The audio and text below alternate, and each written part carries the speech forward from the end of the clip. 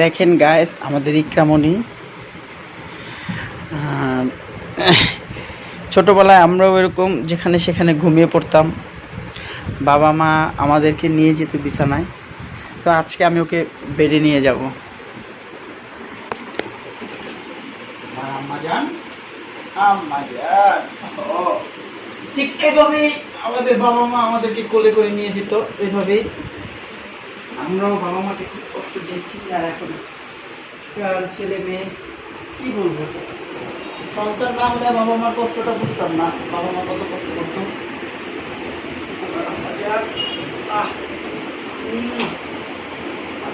বালিশটা ঠিক করে না। এগুলো কি আর বড় হলে মনে থাকবে?